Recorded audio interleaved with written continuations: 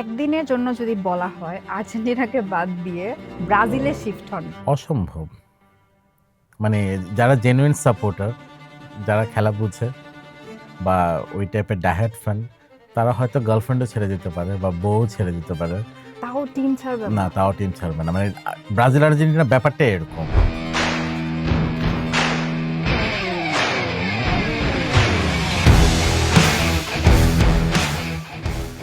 এই যে আমরা লায়লা মামুনকে দেখি, লায়লার বয়স হচ্ছে 55 হবে, 55 এর মতো। মামুনের এজ কত? 25।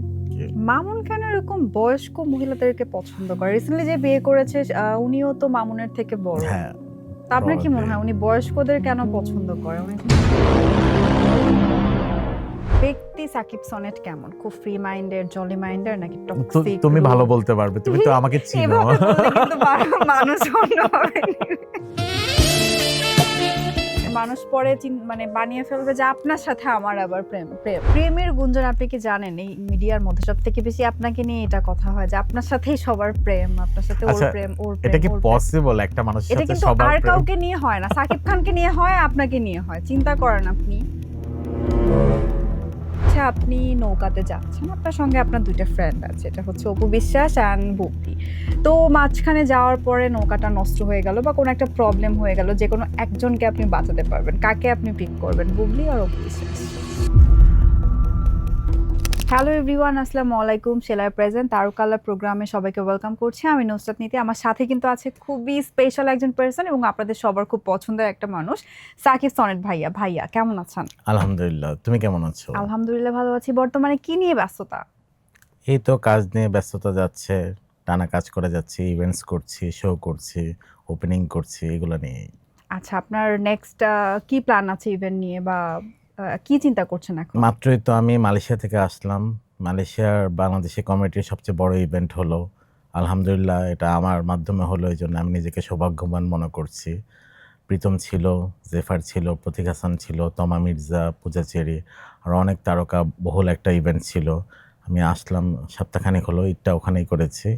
তো এরপর ঈদের একটা ব্রেক গেল, অলরেডি কাজ শুরু হয়ে গেছে। দেশের বাইরে ঈদ কেমন লেগেছে ব্যাপারটা? তাও আবার কোরবানি ঈদ। হ্যাঁ, তো মালয়েশিয়া যেহেতু একটা মুসলিম কান্ট্রি, তো সেখানে আসলে একটা মুসলিমদের একটা প্রধান উৎসব হচ্ছে ঈদ। তো ওখানে খুব সুন্দরভাবে পালন করা হয়েছে। আমার খুব ভালো লাগলো একটা মুসলিম কান্ট্রিতে প্রথমবারের মতন ঈদ করতে পেরে। নেক্সটে কি প্ল্যান? নেক্সট এই যে কাজ করছি, অলরেডি কাজ শুরু হয়ে গেছে। এই মাসেও আমার কাজ আছে, ইভেন্টস আছে।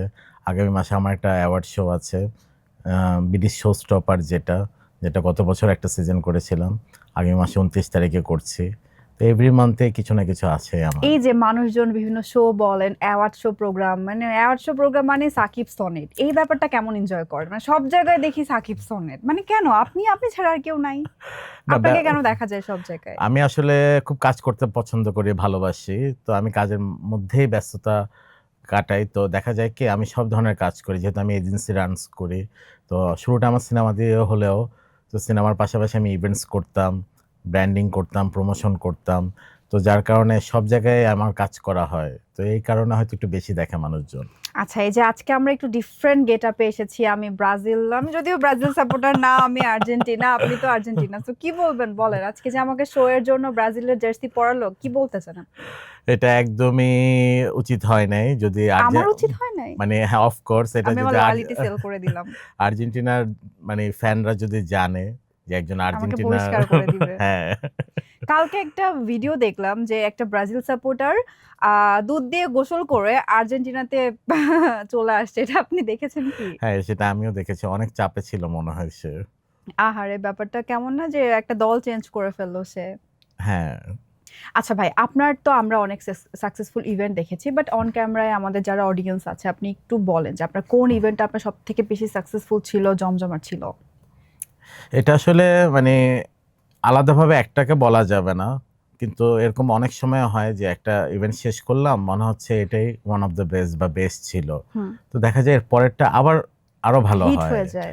তো হ্যাঁ, আমার মানে আল্লাহর অশেষ রহমত, আমার ভাগ্য ভালো বলবো বা ওনার রহমত বলবো যে আমার ব্যাক টু ব্যাক অনেকগুলা ইভেন্ট অনেক আপনার ক্লিক ওয়েডিং করেছে। কার্নিভাল খুবই ভালো গিয়েছে আমি জানি। তারপরে হচ্ছে রামাদান ফেস্ট, এটা নিয়ে হ্যাঁ, একটু কিছু বলেন। Wedding carnival and Ramadan fest. ওয়েডিং কার্নিভালটা তো আমরা গত বছর নভেম্বরে করেছি, এবছরও করছি। এবছর গতবারের থেকেও বড় আরো আকারে জমজমাট আরো হবে। বড় আকারে ইয়েস, করব। ওকে, আমরা ওয়েট করছি তো দেখার জন্য। ওয়েডিং কার্নিভাল যেটা ওয়ার্ল্ড ওয়াইড, তো ওয়েডিং একটা অনেক বড় বিষয়, প্রতিটা মানুষের জন্য বিয়ে একটা অনেক বড় বিষয়। তো বিয়ে রিলেটেড সব ধরনের সলিউশন ওয়েডিং কার্নিভালে পাওয়া যায়। এবার আমরা একটা ভিন্ন ধরনের জিনিসও রাখার চেষ্টা করছি, যারা হয়তো বিয়ের বয়স হয়েছে কিন্তু সামর্থ্য নেই বিয়ে করার। তো আমরা এই ধরনের একটা কাপলকে খুঁজে বের করবো, একটা ছেলে একটা মেয়েকে। আপনারা পেয়ে দিবেন? হ্যাঁ, আমরা বিয়ে দিব ওয়েডিং কার্নিভালের মাধ্যমে, ওদেরকে বিয়ে দিব। ইভেন ওই ছেলের একটা চাকরি বা ব্যবসার একটা ব্যবস্থা করে দেব, ওদেরকে হানিমুন ট্রিপেও পাঠাবো, এয়ার টিকিট দিব, হোটেল দিব। তো একটা সুন্দরভাবে এটা একটা সারপ্রাইজ এটা খুব ছিল সুন্দর আর কি। চিন্তা ভাবনা। আমি ওয়েডিং কার্নিভালে দেখেছি যে ঘটকের জন্য আলাদা একটা স্টল ছিল। হ্যাঁ, হ্যাঁ, ওইখান থেকে কারো বিয়ে হয়েছে? ওখান থেকে মানে আমাদেরকে তো ইনফর্ম করেনি, তবে ওরা এরপরে হয়েছে বিয়ে। আমাদের পরে দেখলাম যে আরো অনেক জায়গায় তারা পার্টিসিপেট করেছে। তো অফকোর্স ভালো ফিডব্যাক পেয়েছে দেখেই করেছে। আচ্ছা, এবার একটু আমরা রামাদান ফেস্ট নিয়ে একটু শুনতে চাই। রামাদান ফেস্টটা কেমন ছিল? আমি তো জানি আর অনেকেই জানে, আপনার মুখ থেকে একটু শুনতে চাই যে কেমন লেগেছে ডিফারেন্ট বাংলাদেশে এত ডিফারেন্ট একটা প্রোগ্রাম করতে পেরে। এই কাজটাকে আমি একটু আলাদাভাবে রাখতে চাই আমার অন্যান্য কাজগুলোর, যতগুলাই কাজ করেছি তার মধ্যে। কারণ এটা না আসলে কমার্শিয়ালি করার কখনো প্ল্যান ছিল না, বা এটা এত মানে ভাইরাল হবে সেটারও চিন্তাভাবনা ছিল না। যখন আমরা উদ্যোগ নিয়েছিলাম তখন ভেবেছিলাম যে একটা ভালো কিছু করব, বহির্বিশ্বের রামাদান টাইমটা আসলে কিভাবে সেলিব্রেট করে সবাই। কারণ আমাদের দেশে হয় কি, রোজার সময় এটা করা যাবে না, ওটা করা যাবে না, মানে অনেক অনেক বাইন্ডিংস অনেক থাকে। বাইন্ডিংস থাকে, বাধা নিষেধ থাকে। বাট বাহিরের দেশে কিন্তু এই ধরনের বাইন্ডিংসগুলো থাকে না। মানে রোজার সবগুলা নিয়ম মেনে তারা একটা উৎসব মুখরভাবে পুরা মাসটা তারা রোজাটা পালন করে। তো সেটাই আমরা অনেক স্টাডি করে যখন এখানে ইমপ্লিমেন্ট করলাম, আলহামদুলিল্লাহ সবাই এত ভালোভাবে নিয়েছে। আর বিশেষ করে আমাদের যে নবীজি সিরাত মিউজিয়ামটা ছিল, তো ওই এটা মিউজিয়ামটা খুবই দেখে সুন্দর ছিল। আর ওইখানকার এনভায়রনমেন্টটা এমন ছিল, মানে গেলেই মন ভালো হয়ে যাবে যে কারো, এত সুন্দর একটা এনভায়রনমেন্ট হ্যাঁ, ছিল। ওটা দেওয়ার চেষ্টা করেছি আমরা। নেক্সটে আমরা এরকম ইভেন্ট পাবো আরো? Of course Ramadan fest, wedding carnival every year থাকবে। এভরি ইয়ার থাকবে। নেক্সটে দর্শক আর কি সাকিব সরেন্ডার থেকে আর কি বেটার কিছু পাবে? আমি ইভেন্টস তো করছি, দেশের বাইরে রেগুলার কাজই করে যাচ্ছি। তো মানে এতগুলা লাইন আপে আছে বলে শেষ করা যাবে না। তারপর একটা উল্লেখযোগ্য বলি যে হ্যাঁ, এবছরে একটা মালয়েশিয়াতেই অনেক বড় আকারে করব, যেখানে আমাদের মেগাস্টার সাকিব ভাই থাকবে। এছাড়াও আরো অন্যান্য বড় তারকা যারা আছে তারা সহ থাকবে। এবছরটা ইভেন্টস করে আমি আবার, যেহেতু আমি চলচ্চিত্রের মানুষ, সিনেমার মানুষ, এবছর ইভেন্ট করে একটু ব্রেক দিয়ে আবার এটা সিনেমায় ব্যাক কিন্তু করতে অনেকেই চাই। জানে না। এখন আপনার এত ইভেন্ট দেখে মানুষ ভাবে হয়তো বা আপনি ইভেন্টের সঙ্গেই কানেক্টেড, বাট অনেকেই জানে না যে আপনি কিন্তু ফিল্ম দিয়ে স্টার্ট করেছিলেন। একটু আমাদের অন ক্যামেরা যদি আপনার হিস্ট্রিটা বলতেন। এখন জুন মাস চলছে। তো ২০১৯ সালে ৫ই জুন আমার প্রথম সিনেমা মুক্তি পেয়েছিল, যেটার নাম ছিল নোলক। অনেকে নোলক সিনেমার নাম জানে, বাট নোলক সিনেমার প্রযোজক যে আমি বা পরিচালক যে আমি, এটা হয়তো এখন অনেকেই জানে না। আমাদের মেগাস্টার সাকিব খানকে নিয়ে করা ছিল। অনেক তারকাবহুল, ব্যয়বহুল একটা সিনেমা ছিল। আলহামদুলিল্লাহ খুব ভালো ফিডব্যাকও পেয়েছিলাম। আমি কিছুক্ষণ আগে মানে যখন সেট রেডি হচ্ছিলাম দেখছিলাম যে আমার স্টোরিজ আসছিল, মেমোরিজ আসছিল হুম যে হুম। আমার ওই ছবি রিলিজের টাইমে। তো ভাল লাগছিল। আচ্ছা, তো বর্তমানে তো অনেক সিনেমা, রিসেন্টলি অনেকগুলো সিনেমা রিলিজ হয়েছে। আপনার কোনটা পছন্দের? কম বেশি আমি সব চলচ্চিত্রের পাশেই থাকি। কারণ দেখেছেন সবগুলো সিনেমা? সিনেমা সবগুলো হলে দেখা গিয়ে হয় নাই, সবগুলো দেখা হয় দেখা নাই। হয় নাই? ২-১টা দেখা হয়েছে, বাকিগুলো দেখব। কারণ আমি দেশে ছিলাম না। রিসেন্টলি আসলাম। মানে আমি সিনেমার পাশে থাকি। মানে প্রত্যেকটা সিনেমার একটা আলাদা, আলাদা মেরিট আছে। যার বাজেট অনুযায়ী, যার তারকা অনুযায়ী সবাই ভালো করারই চেষ্টা করে। কারণ সিনেমা অনেক কষ্টের একটা কাজ। হুম অনেক হুম। দিনের, অনেকগুলা মানুষের পরিশ্রমের একটা কাজ। তো কখনো হয়তো খুব ভালো হলে সেটা হিট হয়, কখনো হয়তো একটু অতটা বা ভালো একটু হয় কম না। হয়ে যায়। তো এটা আসলে ভাগ্যের ব্যাপার। তবে সিনেমার পাশে আমি সবসময়ই থাকি, সিনেমার লোক আমি। এটা সবাই জানে সাকিব সরেন যে সিনেমার লোক বা সিনেমা প্রেমী।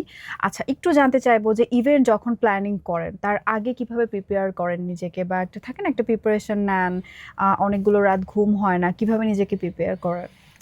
আমি আসলে কনসেপ্ট নিয়ে বেশি কাজ করি। কারণ যেহেতু ইভেন্টসেরই লোক, একই কাজই যদি একই রকমই হয় প্রতিবার, তাহলে একঘেয়েমি বোরিং চলে হয়ে আসবে। যায়। ওই যেটা কিছুক্ষণ আগে বললাম, হিট হয়। হুম হুম। তো হিট হওয়ার জন্য অফকোর্স মানে ইনোভেটিভ কিছু দিতে হয়।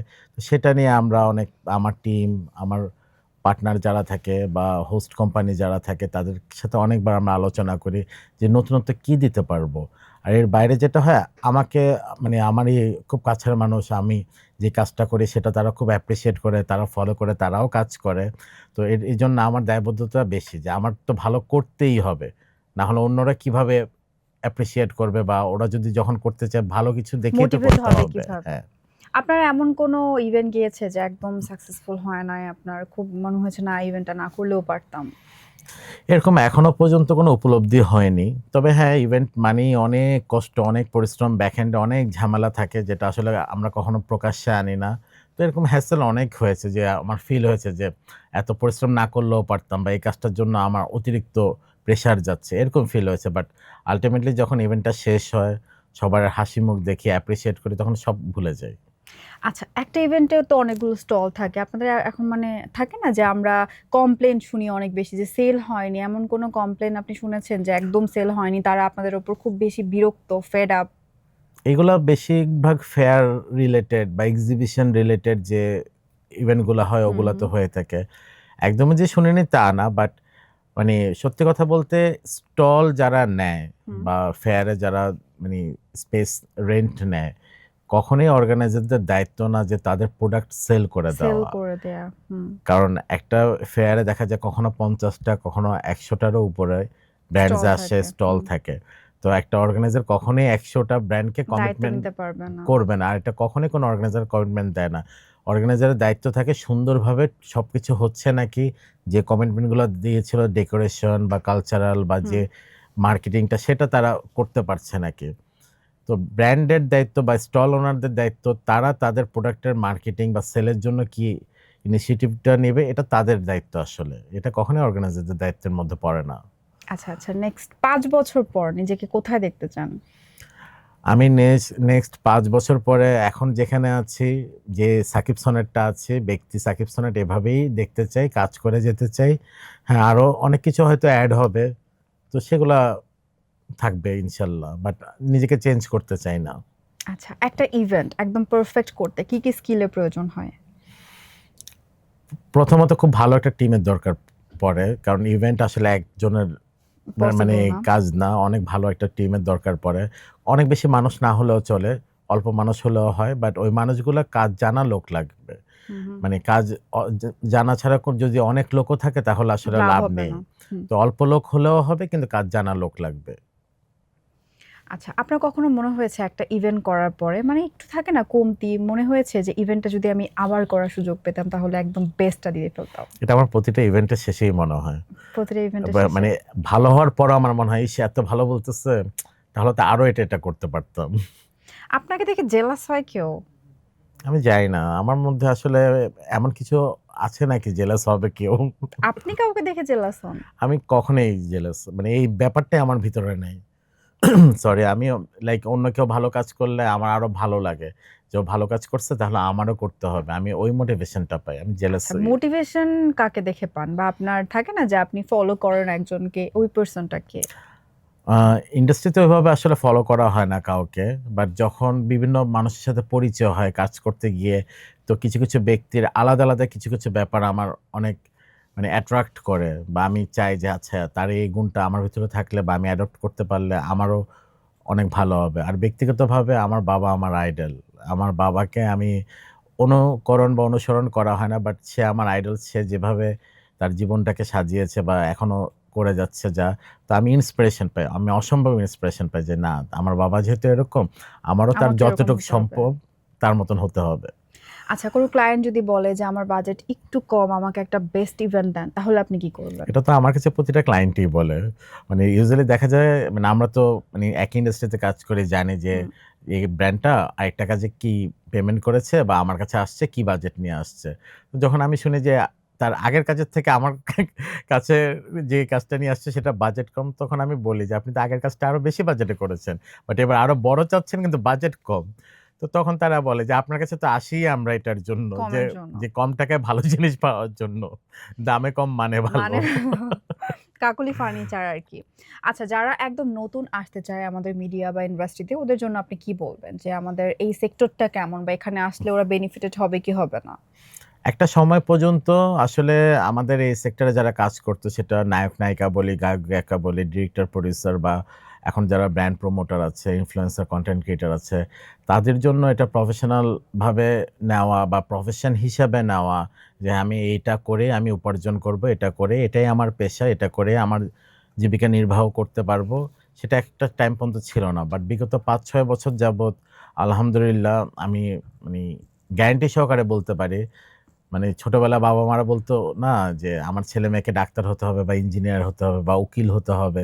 এই টাইপের কিছু যে প্রফেশন গুলা আছে, সেই প্রফেশন গুলা মানুষরা যে টাকা কামায়, ইনকাম করে তার থেকে আলহামদুলিল্লাহ অনেক বেশি টাকা আমাদের এই ইন্ডাস্ট্রিতে এখন আছে। আর্ন করছে হ্যাঁ, সবাই। তো চাইলে এই সেক্টরে আরামসে যে কেউ আর্ন করা প্রফেশন পসিবল। হিসাবে নিতে পারে। আচ্ছা, মিডিয়ার মধ্যে সবথেকে ক্লোজ পারসন কে আপনার? বেস্ট ফ্রেন্ড বা একদম খুব ক্লোজ? আ খুবই কম, খুবই কম। সবার সাথে আমার ভালো সম্পর্ক এটা ঠিক, বাট ওই বন্ধুত্বর জায়গাটা আসলে সবার সাথে হয় না। প্রফেশনাল বন্ধুত্ব সবার সাথে আছে। ব্যক্তিগতভাবে যদি আমি বলতে চাই, আমার খুবই কাছের একজন মানুষ আছে। উনি অনেক পপুলার। অ্যাডকমের খুব ঊর্ধ্বতন কর্মকর্তা একজন। এখন রিসেন্টলি অ্যাডকমের একটা ভেঞ্চার আছে মায়ের দোয়া স্টুডিও, ওইটার হেড হিসেবে আছে। পুলক অনিল তার নাম। তিনি একজন কবি প্লাস খুব famous creative director. Close up, কাছে আসার গল্প ৮ টা সিজন করেছে। মানে তাকে নামে সবাই চিনে। আচ্ছা, এটা যে মানুষ বলে মিডিয়াতে কেউ কারো বন্ধু হতে পারে না। Is it true or false? আমার এটা সম্পূর্ণভাবে একমত আমি না। কারণ কি? মানে এরকমও দেখেছি যে অনেক শত্রু মানে একজন আরেকজনের চেহারাও দেখবে না। কিন্তু কোনো একটা ভালো প্রজেক্টের কারণে তাদের বন্ধুত্ব হয়ে বন্ধু তো গেছে। হয়ে গেছে। তো শত্রুরাও বন্ধু হতে দেখেছি। সেখানে বন্ধু হতে পারে না সেটা আমি একমত না। মিডিয়াতে আপনার কোনো শত্রু আছে বা আপনাকে একদম সহ্য করতে পারে না? সাকিব স্যারের নাম শুনলে সে ১,০০০ মাইল দূরে, এরকম কেউ আছে? এরকম আজ অব্দি আমি তো সামনে পাইনি, পিছনে আছে নাকি জানি না। সামনাসামনি কেউ কখনো আপনি ফিল করেন যে পারসনটা আমাকে পছন্দ করছেন না বা আমাকে দেখলেই গা জ্বলে ওঠে, এরকম মনে হয়নি কখনো? এটার উল্টাটা হয় আমার সাথে অ্যাকচুয়ালি। দেখা তাই? যায় চিনিও না, জানিও না, বাট হয়তো কম চিনি বা হুম। ওরকম অত পরিচয় নেই। বাট আমার সামনে যখন আসে এমনভাবে মানে করে যে আমি তার অনেক পুরাতন বন্ধু বা অনেক ক্লোজ তাদের। মানে তো আপনার সঙ্গে সবার খুব ইজিলি বন্ধুত্ব হয়ে যায়, তাই তো? মানে প্রকাশ তো এরকমই করে। আমার হয় না, বাট অন্যদের তরফ থেকে এরকমই প্রিটেন্ড পাই। করে যে হ্যাঁ, আপনি তার খুব বেশি হ্যাঁ, ক্লোজ, তাই হ্যাঁ। তো? আচ্ছা, পছন্দের ৩ টা নায়িকার নাম বলেন। দেশে না বাইরের? দেশে, বাংলাদেশে। বর্তমান সময়ে যদি বলতে চাই, আমার পছন্দ কম বেশি সবাই।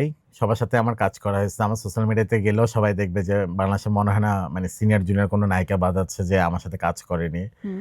তারপরে এই সময় যদি আমার নাম মানে দিতে হয়, আমার অফকোর্স আমি মিমকে অনেক পছন্দ করি। মিমের কাজ আমার ভাল লাগে। ফারিয়ার কাজ ভাল লাগে।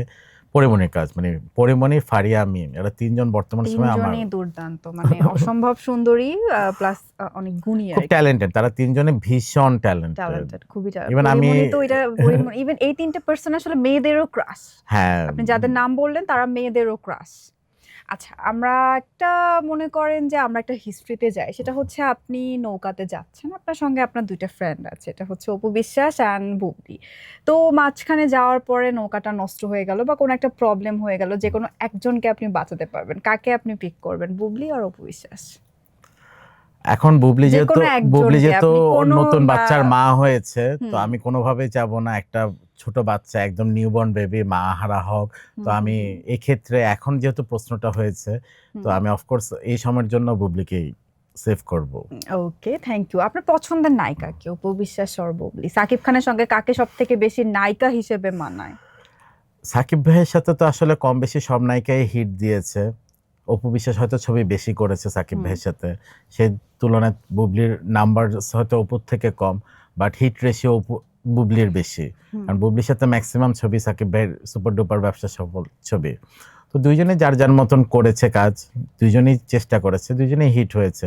রেশিও তো বুবলিটা একটু এগিয়ে আছে মনে হয়। বাট সাকিব অপু এটা কিন্তু একটা আলাদা একটা ফ্যান বেস। হুম। মানে সাকিব অপু শুনলেই মানুষ কিন্তু একটা অন্তর থেকে একটা ভালো লাগা বা ভালোবাসার জায়গা ক্রিয়েট হয়। আপনার এই জুটিকে কেমন লাগে? অনেক ভালো লাগে, অনেক ভালো লাগে। ইভেন তাদের এই জুটির অনেক ছবি একদম অনেক দেখেছিও ছোট আমি। থেকে আমরা কিন্তু হ্যাঁ। সাকিব অপু এটা কিন্তু একটা জুটি। মানে এটা একটা পুরা জুটি, যদিও বুবলি পরে এসেছে। বাট সাকিব অপু কিন্তু একটা জুটি। তো আমরা জানতে চাইবো রিসেন্টলি যে একটা ঘটনা হয়েছে, বুবলি আপু প্রেগন্যান্ট ছিল, আপুর মেয়ে হুম। হয়েছে আলহামদুলিল্লাহ। বাট সাকিব ভাইয়ার তরফ থেকে কিন্তু কোনো রকম কোনো রেসপন্স নেই। ব্যাপারটা আপনি কিভাবে দেখছেন? ওনার সাথে তো আমার কাজ হয়েছে, ওনাকে আমি কাজ থেকে অনেক সময় পেয়েছি, এখনো কাজ করি। তো আমি ওনার ব্যক্তিগত ব্যাপারে কখনো কোয়েশ্চেনও করি নাই, বা ওইটা নিয়ে উনি কখন কি অ্যাক্টিভিটিস করে সেটাও জানতে চাই নাই। বাট আমি কাজ থেকে যেটা দেখেছি, উনি আসলে কাজে অনেক ফোকাস থাকে। মানে আমি ওনার থেকে একটা জিনিস খুব শিখেছি, যে কিছুক্ষণ আগে বললাম না যে এত কাজ করেন বা এত আপনি করেন না, বা আমি নিজেও বলেছি যে আমি অনেক কাজে ব্যস্ত থাকি। হুম। তো এটা সাকিব ভাই থেকে আমার শিকার। কারণ আমি দেখেছি উনাকে নিয়ে তর্ক বিতর্ক সবাইকে নিয়ে হয়, উনাকে নিয়ে উনি মেগাস্টার, উনাকে উনি নিয়ে তো একটু বেশিও মেগাস্টার, হয়। উনি ওনার ওয়ার্ক প্লেসে উনি হ্যাঁ। একটা হিরো, ওই জায়গা থেকে উনি টেনে টান, মানে 100-তে 100 বলা চলে। সাকিব খান মানেই একটা ভাইব আর উনি কি। কাজ বাট নিয়ে সবচেয়ে ব্যস্ত থাকে, বাট উনি ব্যক্তিগত ওনার জীবনে কি পার্সোনাল লাইফে করছে। এমন কেন করলো? রিসেন্টলি আমরা দেখলাম যে বুবলি ওনাকে ট্যাগ করেছে, ট্যাগটা পর্যন্ত উনি একসেপ্ট করেনি। এটার রিজনটা কি? উনি কি জানাতে চায় না যে ওনার বাচ্চা হয়েছে অর অফকোর্স উনি সামথিং? জানবে না কেন, উনি অফকোর্স জানে। উনি ওনার সঠিক সময় যেভাবে উনি মানে ইয়া করার কথা, হয়তো সে সময়ের অপেক্ষায় আছে। মানে তার ভক্তরা কিন্তু ওয়েট করছে যে সাকিব খানের তরফ থেকে কোনো পোস্ট নেই কেন? মানে তো এটা আমরা ওয়েট করছি এটাও যে তো উনি একটা কিছুই। স্ট্র্যাটেজি হতে পারে, যে অপেক্ষা করছে, মানে বলে দিলে তো হয়ে গেল। কিন্তু অপেক্ষামান থাকলে এটার একটা না, টিআরপি। এটা আসলে অনেকদিন হয়ে গিয়েছে। সো ওনার ভক্তরা কিন্তু ওনার উপর একটু রাগ যে উনি কেন এখনো পর্যন্ত প্রকাশ করছে না। ওরা একটা পোস্ট করা উচিত ছিল। আমার মনে হয় সাকিব ভাইয়ের উপরে যে যতই রাগ থাকুক না কেন, উনার একটা বক্তব্য বা উনার একটা পোস্টই সব রাগ দূর করে দেবে, যে কোনো সময়ে সেটা হয়ে যেতে পারে। এটা হতে পারে। উনি আমাদেরকে খুব সুন্দর, সুন্দর মুভি দিয়েছেন। উনার সবথেকে পছন্দের মুভি কোনটা আপনার রিসেন্টলি? রিসেন্ট টাইমে যদি বলি, উনি অনেক ধরনের ক্যারেক্টারই নিজেকে ভেঙেছে, নতুন নতুন করে করছেন। আমার বরবাদ অনেক ভালো লেগেছে। একটা আমারও সেম। মানে বরবাদ ম্যাস অসম্ভব লেভেলের, মানে আমার সুন্দর মনে একটা হয় মুভি। নেক্সট বরবাদ লেভেলের এত মানে অলমোস্ট পারফেক্ট একটা ছবি, কমার্শিয়াল উনার ছবি। লুকটা কিন্তু একদম লুক পারফেক্ট তো ছিল। আছেই, ওভারঅল টোটালটাই যদি আমি বলি যে এর মতন আরেকটা ছবি আসতে হয়তো আমরা আরো টাইম লাগবে। হুম, মানে হুম, হুম। বাজেট থাকলে অনেক সময় অনেক কিছু বানানো হবে সম্ভব না। হয় না। মানে ব্যাটে বলে সবসময় সবকিছু মিলে না, তো এটা মিলে গিয়েছিল। আচ্ছা, এবার তো আমরা সাকিব খান, বুবলি, অপু বিশ্বাসকে নিয়ে গল্প করলাম। এবার একটু আপনার কথায় আসি, নাকি বলেন? আপনার এখন বর্তমানে কি অবস্থা? ওয়ার্ক নিয়ে তো আমরা শুনলাম, পার্সোনাল লাইফ নিয়ে একটু শুনতে চাই। আলহামদুলিল্লাহ, পার্সোনাল লাইফে আমি হ্যাপিলি সিঙ্গেল আছি। এটা একটা মিথ্যা কথা। এটা আমরা কেউ বিশ্বাস করলাম না। এই যে অডিয়েন্স যারা আছেন কেউ বিলিভ করলো না Shakib sonnet single. O my god, no way. আচ্ছা, আমি যে সিঙ্গেল না এটা হয়ে এটা আমার বিলিভ, মিঙ্গেল এটা পার্টনারটা কে? এই যে যদি আমাদের এই প্রোগ্রামের কমেন্টে আপনার গার্লফ্রেন্ডরা কমেন্ট করে, "এই সাকিব তুমি আমি সিঙ্গেল বলছো কেন?" এটা নিয়ে ঝগড়া লেগে যাবে প্লিজ, তো আমি আপনার সাথে। দেখতে চাই, আমি দেখতে চাই যে কেউ কেউ তো কমেন্ট করো। করবে না আপনার গার্লফ্রেন্ডরা? মানে গার্লফ্রেন্ডরা, মানে যেখানে আমি সিঙ্গেল সেখানে তো তুমি মানে একজন না, একের অধিক বানিয়ে দিচ্ছ। মানে গার্লফ্রেন্ড আর কি। মানে আপনি তো ডিজার্ভ করেন না, আপনি একের অধিকই তো ডিজার্ভ করেন। সো আমার তো মনে হয় যে আপনি একের অধিকই ডিজার্ভ করেন। এখন তো একটা গার্লফ্রেন্ড কারোই থাকে না, সবার তো। সিরিয়াসলি? হ্যাঁ, সবাই তো ডাবল ডাবল গার্লফ্রেন্ড বয়ফ্রেন্ড ও রাখে না। মাই গড!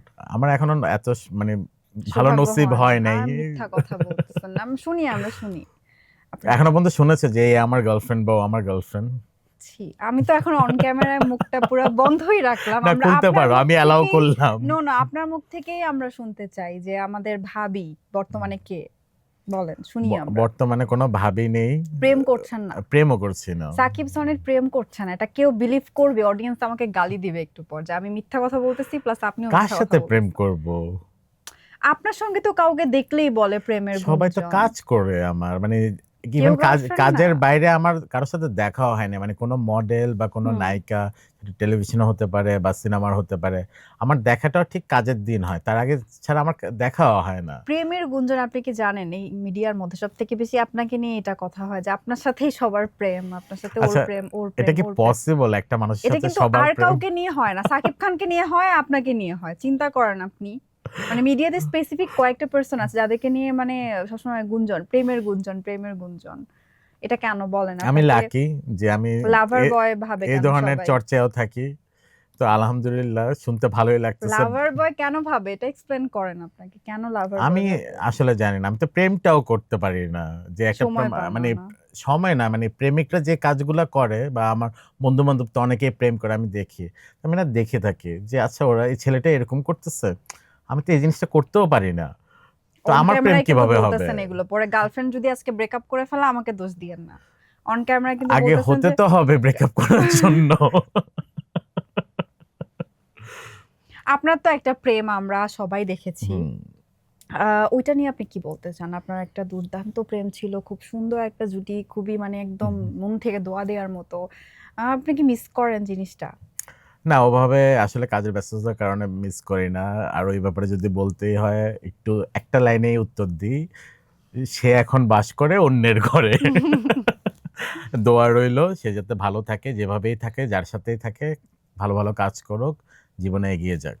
বর্তমানে দেখেন আপনি কত সুন্দর একটা কথা বললেন। বর্তমানে কিন্তু আমরা এক্স কে নিয়ে অনেক গালাগালি করি। মানে রিলেশনশিপ ব্রেকআপ মানে আমরা এক্স হচ্ছে আমাদের কাছে সবথেকে জঘন্যতম মানুষ। এটা কি উচিত নাকি একটা আমার আমার যে রিলেশনশিপ ছিল, আমার যিনি এক্স আমার তাকে রেসপেক্ট করা উচিত রিলেশনশিপ ব্রেকআপের পরেও?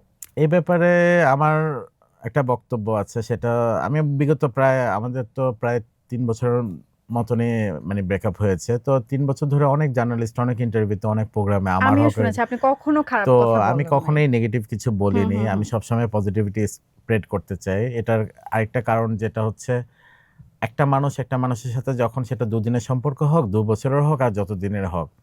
মানে ২ টা দিন হলেও তো তাদের ভালো সম্পর্ক ছিল। মানে ভালো ছিল দেখেই সম্পর্কটা ছিল। তো ভালো টাইমে যখন কেউ খারাপ বলছে না, তো যখন সম্পর্কটা নেই তখন কেন খারাপ বলে নেগেটিভিটি ছড়াবে? হ্যাঁ, ঠিক আছে মানে প্রতিটা সম্পর্কে আপস অ্যান্ড ডাউন থাকে। আন্ডারস্ট্যান্ডিং হয় না দেখেই তো হয়তো বিচ্ছেদগুলা হয়। কিন্তু ভালো মোমেন্টস গুলাও যেহেতু থাকে ছিল, তো সেই হ্যাঁ। ক্ষেত্রে ভালোটা আমি বলব না কিন্তু খারাপের টাইমে কি কারণে খারাপ হয়েছে সেটা শুধু বলব এটা ঠিক না। ২ টা পারসনের যখন ব্রেকআপ হয় রিলেশনশিপ তখন কিন্তু মানে দ্যাট ডাজন্ট মিন যে ২ টা পারসনের মধ্যে কেউ একজন খারাপ ভালো। মানে আমার কাছে মনে হয় যে ম্যাচ করেনি মানে এমন না যে ওই পারসনটা খারাপ বা আমি খারাপ। ম্যাচ নাই করতে পারে। দেখেন তারা যখন ডিফারেন্ট আরেকটা রিলেশনশিপে যাচ্ছে বা বিয়ে করছে তখন কিন্তু তারা হ্যাপি।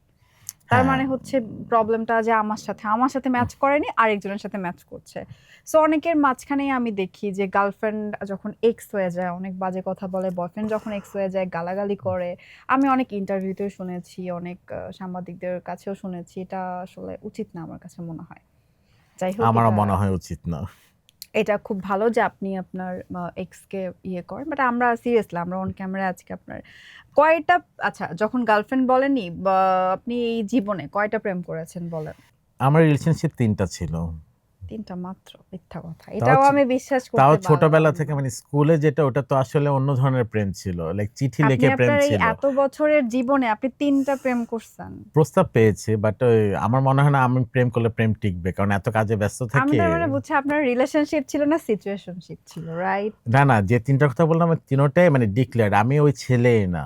আমি যেহেতু ওপেন হ্যাঁ, আমি রিলেশনশিপ। আমি রিলেশনশিপ করলে এটা পাবলিকলি সবাই ডিসক্লোজ জানবে। করেই করি। কারণ আমি চাইলেও লুকাতে পারব না। হুম। তো এখনো যদি কেউ থেকে থাকতো আমি লুকাতে পারতাম না। এই কমেন্ট যদি করে ফেলে কেউ আমাদের আমি দেখতে কমেন্টে, চাই। আমাদের যদি শোতে কমেন্ট করে হ্যাঁ, ফেলে যে কমেন্ট সাকিব থেকে সানিট যদি আমার কেউ বয়ফ্রেন্ড, আসে প্লিজ, কেউ যদি প্লিজ। ভুল বলে তাহলে কি হবে বলেন? কেউ যদি দাবি করে সাকিব সানিট আমার দাবি করলে বয়ফ্রেন্ড, প্রমাণ ছাড়া আইন অন্ধ। তো প্রমাণ সহকারে দাবি করতে হবে। যদি এরকম প্রমাণ আমরা পেয়ে যাই তখন please, please most welcome, most welcome. Please আমার সাথে রিলেশনশিপে কানেক্ট যাওয়ার করে কি ইচ্ছা দিও। নেই? বিয়ে করবেন? আমরা বিয়ে খাবো। আপাতত মানে নেক্সট ২ টা বছরে ২ টা ছবি করার ইচ্ছা। আমি নিজেকে নিজে পণ বিয়েরও প্ল্যান করছি। নেই? মানে আগে ২ টা ছবি বানাবো। এর মাঝখানে যদি কারো সাথে প্রেম হলেও হলো। আর ২ টা বছর ২ টা ছবি করে দেন গিয়ে বিয়ে করলে করব। ২ বছর পর বিয়ে করবেন। ইচ্ছা আছে। আচ্ছা। মনে করেন যে বা আমি তো হোস্ট, অ্যাজ এ হোস্ট এখানকার। আপনি যদি আপনার এক্স এর সাথে সামনে ইন্টারভিউ দিতেন, পাস করতে পারতেন? Of course. সিরিয়াসলি? হ্যাঁ, একদম কনফিডেন্ট? মানে যথেষ্ট।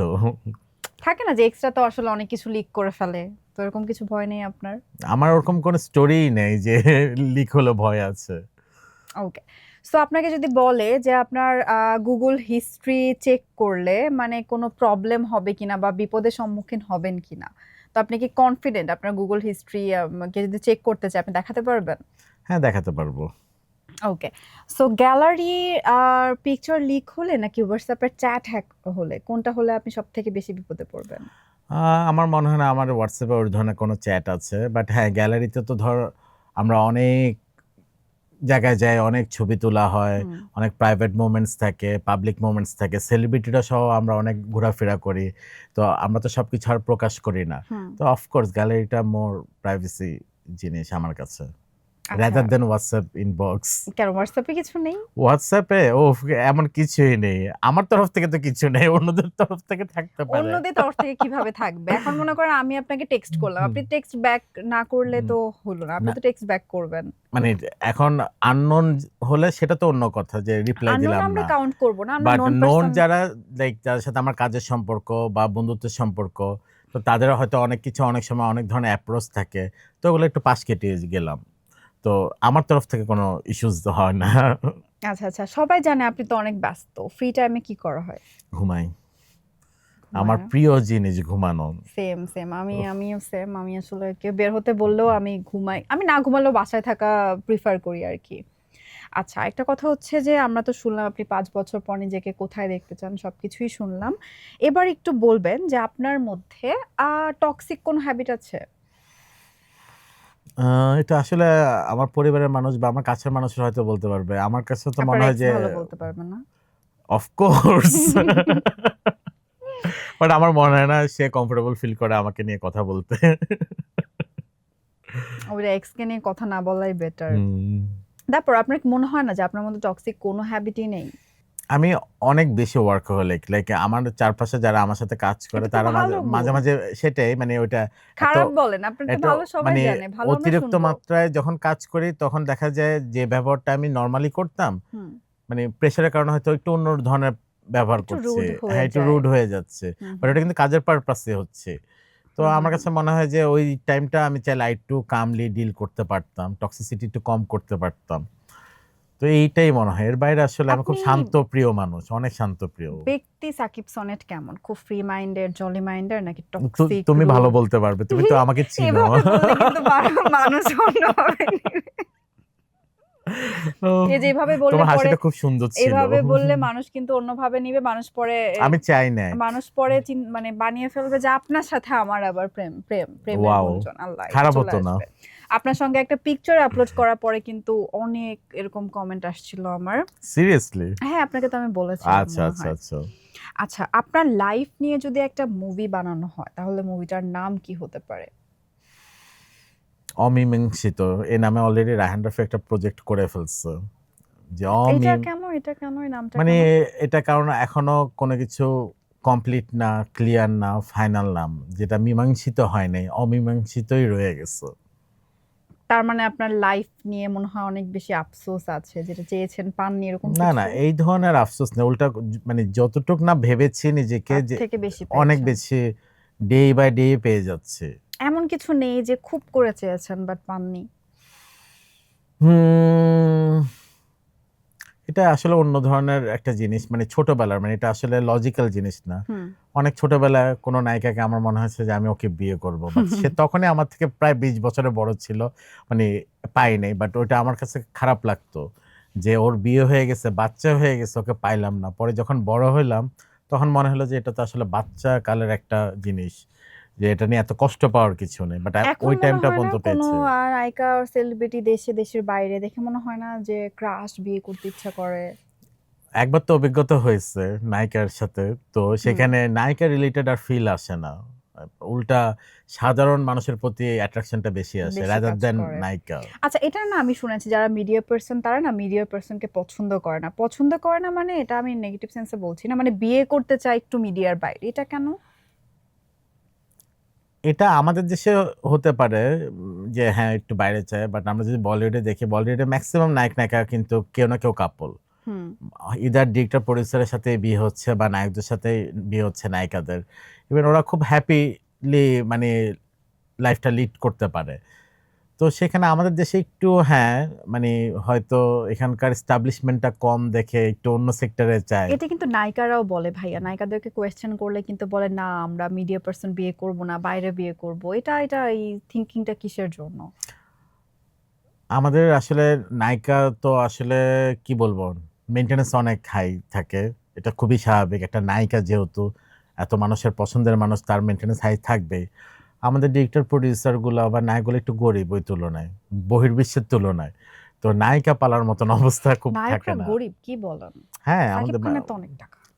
সাকিব খান তো এক্সাম্পল হিসেবে কাউন্ট হবে না। ২ টা বউ পালতেছে। আরো একজন বলল যে একজন, আমি নাম না বলি কে বলেছে, একজন বলেছে ওহ! সাকিব খান তাকেও বিয়ে করতে চায়, দুজন ওয়াইফ পালতেছে, আবার হচ্ছে গার্লফ্রেন্ডও পালে, দ্যাট মিন্স সাকিব খানের কত টাকা? সাকিব ভাইয়ের হিসাব এখানে কাউন্টই হবে না, কারণ কিছু কিছু মানে জিনিস এক্সাম্পল হিসেবে আমরা কাউন্ট করতে পারি না, কারণ ওনার যে পজিশন, ইভেন তুমি দেখবে যে আমাদের ইনস্টার অন্যান্য যত হিরো আছে ওদেরকে সাকিব ভাইকে নিয়ে কোয়েশ্চেন করলে কেউ কিন্তু জেলাস হয় না, সেও হিরো সাকিব, সবাই বলে যে এক্স্যাক্টলি কেউ পারবে না, তো সাকিব ভাইকে সম্মানটা দিয়ে সবাই কথাটা বলে যার যার জায়গায়।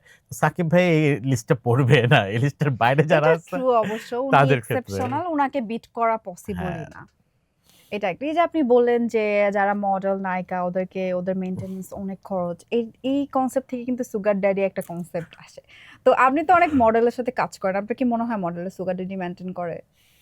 এটা যার যার প্রয়োজন থাকে, আর তারা যদি পেয়েও থাকে তাহলে হয়তো করে, অনেকের হয়তো আপনি জানেন না এমন ভাব করছেন যে আপনি দেখেনই sugar daddy, you have no idea about sugar daddy. আমি কেন দেখবো, শুধু সোশ্যাল মিডিয়াতে দেখা যায় এরকম অনেক বাচ্চা মেয়েরা অনেক বয়স্ক মানুষদেরকে বিয়ে করছে, তো এটা সোশ্যাল মিডিয়াতে দেখা যায়। আমি বিয়ের কথা বলিনি, আমি আপনাকে জাস্ট বলছি যে নায়িকা তারপর হচ্ছে মডেল, এরকম অনেক মডেল আছে।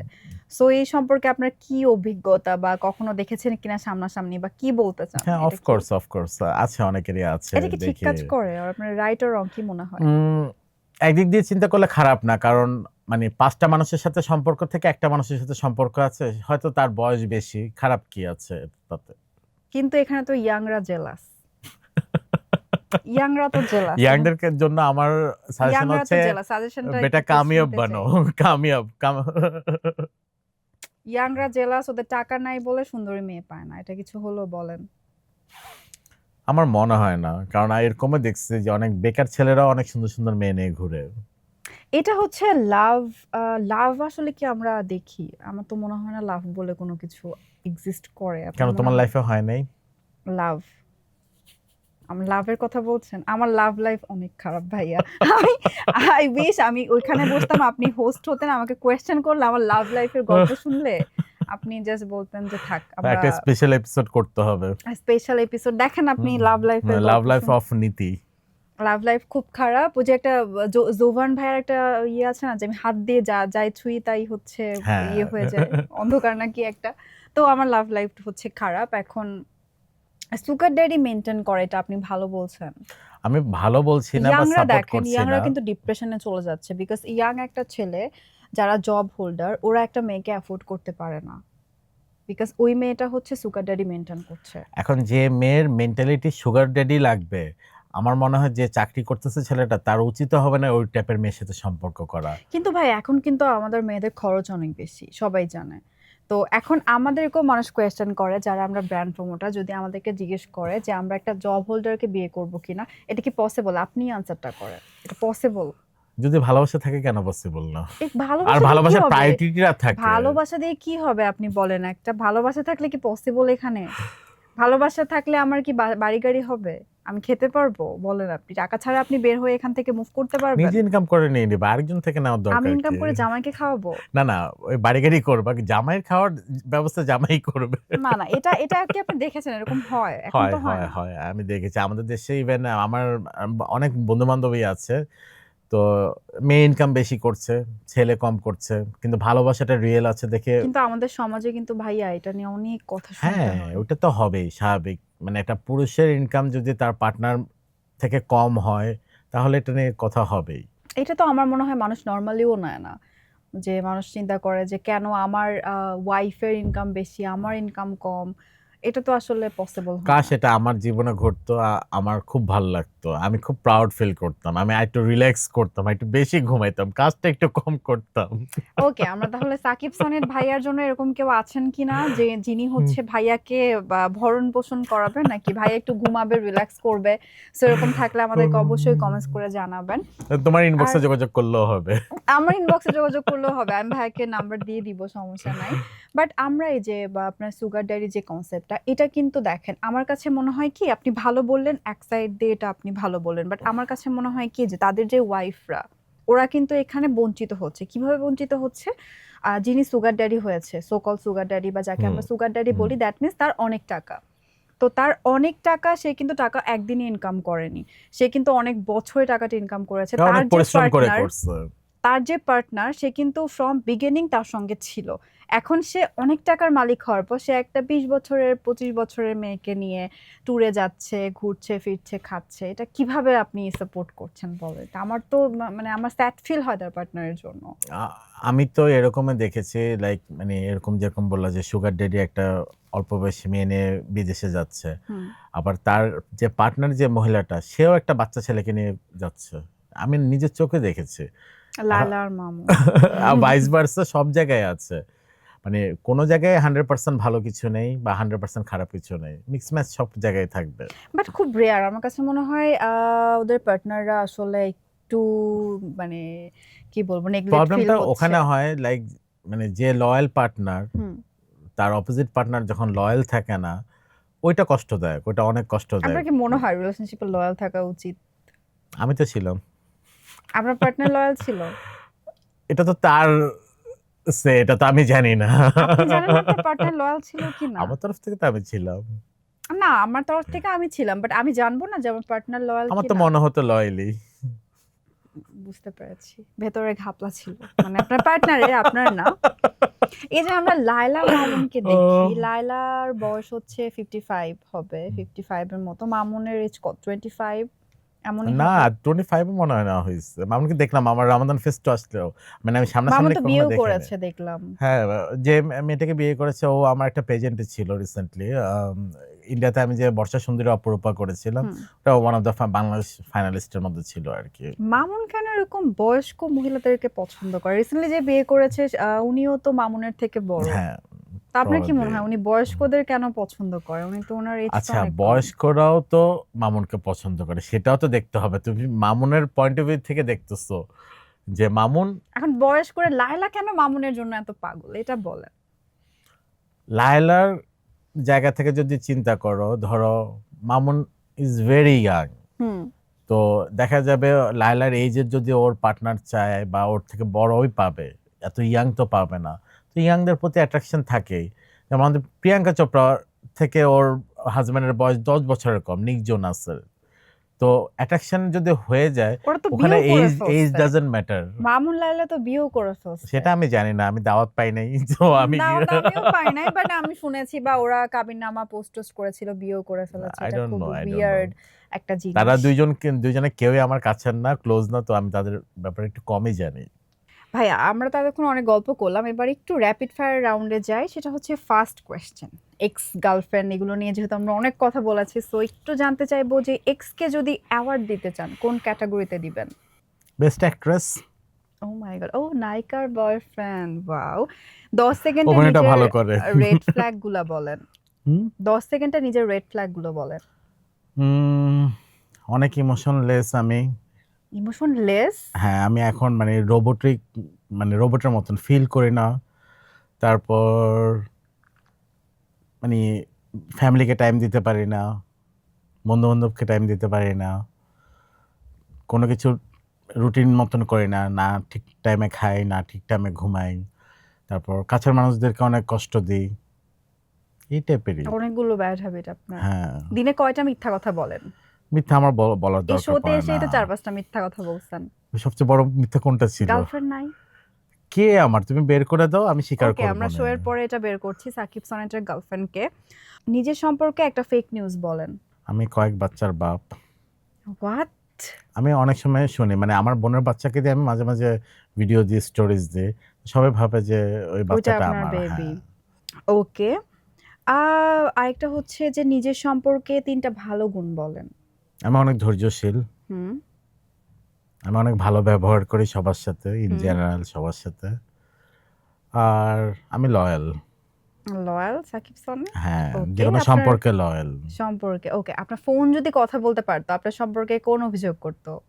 প্রচুর ফোনে থাকা হয়, ফোনে কথা বলা হয় আর আর টেক্সটিং? কথা টেক্সট থেকে ইম্পর্টেন্ট হচ্ছে মানে আমার যাবতীয় কাজ ফোনে, লাইক আমি নোট করি, শিডিউলিং করি, প্ল্যানিং করি, সবকিছু ফোনেই করা হয়। মানে আমি ল্যাপটপও ইউজ করি না, এখন ট্যাবও ইউজ করি না, এখন সবকিছু। পর্যন্ত হেটার্সদের দেওয়া সবথেকে ব্যাড একটা কমেন্টস বলেন।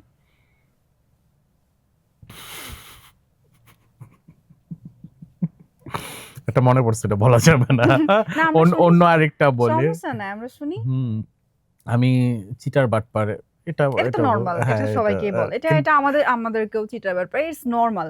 এটা ছাড়া আমরা একটু ডিফারেন্ট। মানে আমি পেয়েছিলাম, মানে আমার কিছু ছবিতে পেয়েছিলাম যে সকল নায়িকার কমন বয়ফ্রেন্ড নাকি আমি। এটাও তো কমন, আমরা খুব হ্যাঁ, ডিফারেন্ট। আরো ডিফারেন্ট কি কি কমেন্ট আমরা এই দেখতে পাই? টাইপের ছাড়া মানে আমার খুব একটা বাজে কমেন্ট আসে না, সব গুড কমেন্টস। ম্যাক্সিমামে ওয়েল উইশার আমরা সবাই। আচ্ছা, কোনো একটা প্রোডাক্টের অ্যাডভার্টাইজমেন্টের মতো নিজেকে বিক্রি করুন। কোন একটা প্রোডাক্টের, অ্যাডভার্টাইজমেন্টের মতো নিজেকে বিক্রি করুন। এটা মনে হয় না পারবো। পারেন না? আপনি অ্যাক্টিং পারেন না? অ্যাক্টিং যে কোনো একটা প্রোডাক্টের মতো করে নিজেকে জাস্ট সেল করেন। মানে নিজেকে সেল করেন মিন্স এটা নিজের সম্পর্কে ভালো কিছু বলেন যাতে করে আপনার আজকেই গার্লফ্রেন্ড হয়ে যায়। তাহলে তো করবোই না, আমি চাই না। চান না? না, বিয়ে আপাতত তো না। চান না? এট লিস্ট আচ্ছা আমরা বিয়ে না করেন, গার্লফ্রেন্ড না বানান, বাট এট লিস্ট একটু আমরা দেখতে চাই আমাদের অডিয়েন্স অ্যাক্টিং করে দেখান। আমাকে সিন বলো, আমি অ্যাক্টিং করে দেখাচ্ছি। সিন মানে আপনার সম্পর্কে ডিসক্রাইব করেন যে আপনি আপনি খুব ভালো, আপনার মানে নিজের ভালো কিছু আপনি শোকেস করেন। আমি এমনিতেও মানে এমনিতেই অনেক ভালো, আর নতুন করে আরো ভালো শোকেস করতে হবে আপনি কি অনেক ইন্ট্রোভার্ট? কিছুটা ওকে। নিজের ক্ষেত্রে। ভাইয়া আপনি যদি ইভেন্ট ডিরেক্টর না হতেন তাহলে আপনি কি হতেন? আমি প্লেয়ার হতাম অ্যাকচুয়ালি। আমি প্রথম আমার পেশা ওইটাই ছিল, আমি সেকেন্ড ডিভিশন পর্যন্ত ক্রিকেট খেলেছিলাম। আমি ক্লাস 9-এ যখন পড়ি তখন আমি সেকেন্ড ডিভিশন ক্রিকেট খেলতাম। আমার প্রথম অ্যাম্বিশনে ছিল আমি খেলোয়াড় হব। তো ওইটা যখন আর হওয়া হয়নি, দেন আমি মিডিয়া ক্যারিয়ারে সুইচ করি। বাবা মা কখনো বলে না যে জব কর, জব বাদ দিয়ে কেন এগুলো করছিস? কখনো বলে না? আমার ফ্যামিলি থেকে আমি সবচেয়ে বেস্ট থিং যেটা পেয়েছি সেটা হচ্ছে ফ্রিডম অ্যান্ড সাপোর্ট। তারা কখনোই বলে নাই যে তুমি এর সাথে কেন মিশছো, এই কাজ কেন করছো, ওটা কেন হচ্ছে, এটা কেন। তারা দেখতে চেয়েছিল তাদের সন্তানটা যেটা করতে চায় সেটা যদি ঠিকঠাকভাবে করতে পারে, সেটাতে তারা আলহামদুলিল্লাহ। 10 এ নিজেকে কত দিবেন? 7.5। বয়ফ্রেন্ড হিসেবে নিজেকে কততে মানে 10 এ কত দিবেন? বয়ফ্রেন্ড হিসেবে তো 10-এ আমি মনে হয় বেশি দিব। 10 এর বেশি? হ্যাঁ, মানে তাহলে 10-এর আপনি বেশি সিঙ্গেল দিব। কেন? মানে ভালো তো স্যুট করে না মানুষের। ও আচ্ছা, আচ্ছা। আপনি বেশি ভালো আপনার সাথে হচ্ছে স্যুট করে না। বুঝতে পেরেছি। ওকে। আচ্ছা, একদিনের জন্য আপনি যদি ইনভিজিবল হতে পারেন অর মাইন্ড রিড করতে পারেন, কোনটা বেছে নিবেন ২ টার মধ্যে? ইনভিজিবল হওয়াটা বেছে নেব, কারণ মাইন্ড রিড অলরেডি পেশাগত করতে কারণে পারেন? অনেকটা করতে হয়। একটু মাইন্ড রিড করেন তো আমি কি ভাবছি আপনার সম্পর্কে এখন। যে লোকটা কোনটা সত্যি বলে কোনটা মিথ্যা বলে কিছুই বোঝা আজকে যায় তো না। মিথ্যা বলছেন অনেকগুলো। আরেকটু মাইন্ড রিড করেন যে আমি কেমন, একটু আমার সম্পর্কে মাইন্ড রিড করেন তো দেখি। তোমার সম্পর্কে কি মাইন্ড রিড করব? তুমি তো নিজে অনেক সাসপিশিয়াস ক্যারেক্টার। মানে তুমি নিজেও জানো না যে কোনটাতে তুমি ইনভলভ হবা, কোনটাতে হবা না। কনফিউজ থাকো, একটু কনফিউজিং ক্যারেক্টার আছো তুমি। আমি কনফিউজিং ক্যারেক্টার? আমার তো হ্যাঁ, মনে হয় যে আপনি কনফিউজিং ক্যারেক্টার। আমি কনফিউজ করি, নিজে না। আপনি নিজে কনফিউজড হন না, মানুষকে কনফিউজড করেন। ওকে, দ্যাটস গ্রেট। ভাই আপনি খুব সুন্দর একটা জার্সি পরে আছেন আর্জেন্টিনা। আমি নিজেও কিন্তু আর্জেন্টিনার ফ্যান, আপনি জানেন। তো আর্জেন্টিনা কেন আপনি সাপোর্ট করেন বলেন? আর্জেন্টিনা সাপোর্ট আসলে যেটা হয় ফ্যামিলি থেকে। বাবা আর্জেন্টিনা বিগ ফ্যান, মাও বিগ ফ্যান। তো ছোটবেলায় আমার জন্ম চিটংয়ে। তো ওখানে আমাদের বাসায় আব্বুর অনেক বন্ধু-বান্ধব, ছোট ভাইরা আসতো ম্যারাডোনার খেলা দেখতে। তখন ম্যারাডোনার আমল চলতো। তখন তো আমার জন্ম হয়নি, তার কিছুদিন পরেও হইছে। তো তারপর থেকে যে বাসায় ওই আর্জেন্টিনার ওয়ার্ল্ড কাপ আসলে সবাই রাত জেগে বা দিনের বেলা যে টাইমে খেলা হতো দেখতো। তো ওখান থেকে আসলে ফ্যামিলি থেকে আর্জেন্টিনার সাপোর্টার হয়ে গেলাম। এরপরে নিজে যখন বড় হলাম, বড় হওয়ার পরে ওদের খেলা দেখে ভালো লাগতো, এইজন্যই সাপোর্ট করা শুরু করলাম। কাকে সবথেকে বেশি ভালো লাগে? অফকোর্স বর্তমানে তো লিভিং লিজেন্ড একজনই আছে, লিওনেল মেসি।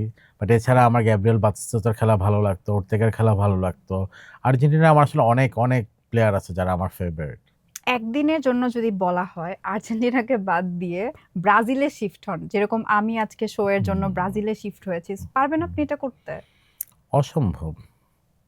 মানে যারা জেনুইন সাপোর্টার, যারা খেলা বুঝে বা ওই টাইপের ডাইহার্ড ফ্যান, তারা হয়তো গার্লফ্রেন্ডও ছেড়ে দিতে পারে বা বউও ছেড়ে দিতে পারে। তাও টিম ছাড়বেন না, না? তাও টিম ছাড়বে না। মানে ব্রাজিল আর্জেন্টিনা ব্যাপারটাই এরকম, যেটা ইন্ডিয়া পাকিস্তানের মতো ছিল আপনার আরকি। কি মনে হয় এবার কে জিতবে? দোয়া করি আর্জেন্টিনা জিতুক। বাট আর্জেন্টিনার বাইরে যদি আমি চাই যে পর্তুগালও খুব ভালো টিম, আর ক্রিস্টিয়ানো রোনালদোকেও আমার খুব ভালো লাগে। তো আর মেসির যেরকম একটা লিগেসি অ্যাচিভমেন্ট করে ফেলেছে, আমি চাই রোনালদো একটা ডিজার্ভ করে অ্যাকচুয়ালি। ও এত হার্ড ওয়ার্কিং প্লেয়ার, ওরা দুইজনই খুব সুপারস্টার, রোনালদো মেসি দুইজনই। তো ক্রিস্টিয়ানো রোনালদো যদি পর্তুগালের হয়ে একবার ওয়ার্ল্ড কাপ জিততে পারে আমার খারাপ লাগবে না। একটা জিনিস আমার খুব অবাক লাগে, সেটা হচ্ছে মেসি অ্যান্ড নেইমার দুজন কিন্তু অনেক ভালো ফ্রেন্ড, কিন্তু আমরা যারা সাপোর্টার আছি তারা কিন্তু একদম পুরা হাড্ডাহাড্ডি একটা মারামারি মানে লাগিয়ে দেই। এই জিনিসটা কেন? মানে তারা আসলে জানে না। তারা জানে না নেইমার মেসি একই টিমেও খেলছে। তারা দেখেছে। নেইমার উল্টা মেসি থেকে অনেক কিছু শিখেছে। কারণ নেইমার কিন্তু জুনিয়র। হুম, হুম, হুম। মানে নেইমার জুনিয়র। মানে ওর নাম নেইমার জুনিয়র থেকে জুনিয়র না, ও এই যে হ্যাঁ, নেইমার এইজও ছোট, হ্যাঁ, মেসির থেকে জুনিয়র। জুনিয়র। তো ইভেন মেসিকে খুব পছন্দ করে, মেসির থেকে অনেক কিছু শিখছে। আর মানে আমাদের মধ্যে বাংলাদেশে যেরকম ব্রাজিল আর্জেন্টিনা মানে দুই পক্ষ মানে উত্তর দক্ষিণ, ব্রাজিল আর্জেন্টিনার মধ্যে কিন্তু এরকম সম্পর্ক না, কারণ ওরা ওইটাই আমি দুইটা বলছি, পাশাপাশি ওইটাই দেশ, আমি বলছি। ওদের মধ্যে খুবই আন্তরিকতার সম্পর্ক। তো এরকম ক্ল্যাশ সম্পর্ক না। ভাইয়া বিশ্বকাপ কিভাবে এনজয় করবেন? যেহেতু ইউএসএ যাওয়া হচ্ছে না কাজের জন্য, আমার ইচ্ছা ছিল, এবার আসলে আমার অনেক বন্ধু বান্ধবও যাচ্ছে ইউএসএ খেলা দেখতে। তো আমার যেহেতু যাওয়া হচ্ছে না, এখানে দেশে যারা বন্ধু বান্ধব আছে তারা সবাই মিলে, বিশেষ করে প্রিয় টিমের খেলা তো একসাথে মিলেই দেখবো, কারণ খেলা কখনো একা দেখে মজা পাওয়া মজা যায় না। লাগে না? বাইরে আহ, গিয়ে কখনো দেখা হয়েছে খেলা? হ্যাঁ, হ্যাঁ, হ্যাঁ। আমি মানে ইভেন ক্রিকেটের কথা যদি বলি, মিরাজ আমার খুব, আমি বিপিএল এ ৩টা ৪টা সিজন আমি বিভিন্ন দলের সাথে কাজ করেছি। তো মিরাজ যখন ১ম ওয়ানডে ক্যাপ্টেন হলো, আজকেও তো আমার বাংলাদেশ জিতছে, মানে জিতবে মনে হয় অস্ট্রেলিয়ার সাথে। আমি খেলা দেখতে, দেখতে আসছিলাম। তো মিরাজ যখন ১ম বাংলাদেশের ক্যাপ্টেন হলো গত বছরই, তো তার সাথে আমার সাথে কথা হচ্ছিল, সে আমাকে টিকেট পাঠিয়েছিল। তো আমি তখন মালয়েশিয়া ছিলাম। এক কাজেই শোতে গিয়েছিলাম। তো আমি ট্রানজিট নিয়েছিলাম শ্রীলঙ্কা থেকে বাংলাদেশে। তো আমাকে টিকেট পাঠিয়েছিল, আমি শ্রীলঙ্কায় গেছি, খেলা দেখছি, খেলা দেখে এরপরে বাংলাদেশ ব্যাক করছি। তো আমার খেলা দেখার জন্য বিভিন্ন দেশে যাওয়া আমি খুব এনজয় করি। ভাইয়াকে অনেক অনেক ধন্যবাদ আমাদের প্রোগ্রামে আসার জন্য। ভাইয়া একটু বলেন আমাদের প্রোগ্রামে এসে কেমন লাগলো? খুবই ভালো লাগলো। আরো ভালো লাগলো তোমার উপস্থাপনা খুবই সুন্দর। আমি অনেক ইন্টারভিউ দিয়েছি। এর মধ্যে মানে খুব ভালো করেছো তুমি। আমি চাই তুমি আরো সুন্দর, সুন্দর কাজ করো। আর ধন্যবাদ জানাতে চাই সেলাই প্রেজেন্স প্রাইম টিভির যে তারকালাপটা করলাম। আমার ভাল লাগলো। আমি প্রাইম টিভিকেও শুভকামনা জানাতে চাই। থ্যাংক ইউ সো মাচ ভাইয়া আসার জন্য। সবাইকে অনেক অনেক ধন্যবাদ সেলাই প্রেজেন্ট তারকা প্রোগ্রামটা দেখার জন্য। সবাই অনেক কিছু শিখতে পারবে আজকের প্রোগ্রামটা দেখলে এবং সবাই অনেক বেশি মজাও পাবে। সো প্রাইম টিভির সঙ্গেই থাকবেন। আল্লাহ হাফেজ।